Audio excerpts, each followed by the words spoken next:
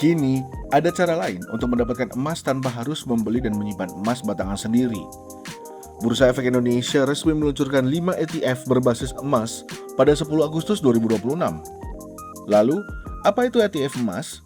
Sederhananya, ETF emas merupakan reksadana berbentuk terbuka yang diperdagangkan di Bursa Efek Indonesia dan dirancang untuk memberikan exposure terhadap pergerakan harga emas.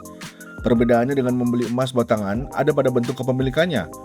Dalam ETF emas, investor membeli unit penyertaan melalui perusahaan sekuritas, bukan membawa pulang emas fisik.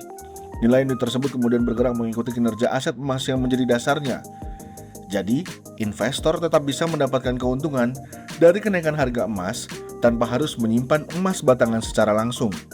Berdasarkan Peraturan Otoritas Jasa Keuangan Nomor 2 Tahun 2026, sedikitnya 95% dari NAB ETF emas wajib ditempatkan pada aset berbasis emas. Salah satu mekanisme yang digunakan adalah Electronic Gold Receipt atau EGR.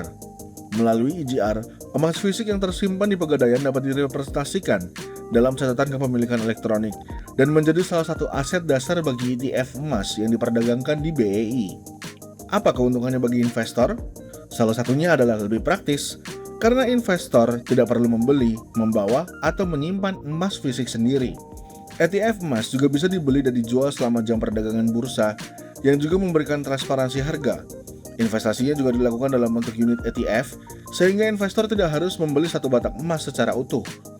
5 ETF emas tersebut diterbitkan oleh Trimegah Asset Management, BRI Manajemen Investasi, Mandiri Manajemen Investasi, Shailendra Capital, dan Indo Premier Investment Management. Pada tahap awal, seluruhnya mencatatkan sekitar 63,8 juta unit penyertaan dengan NAB sekitar 21,68 miliar rupiah.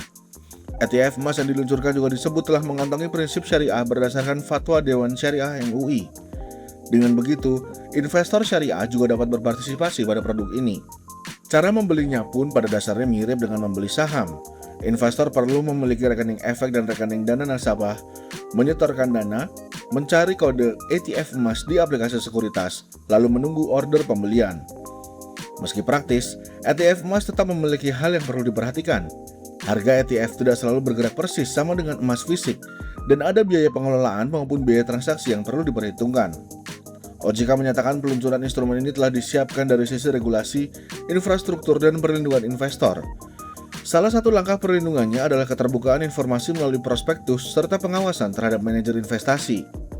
Jadi, ETF emas memberikan alternatif bagi investor yang ingin memasukkan aset berbasis emas ke dalam portofolio tanpa harus menyimpan emas fisik sendiri.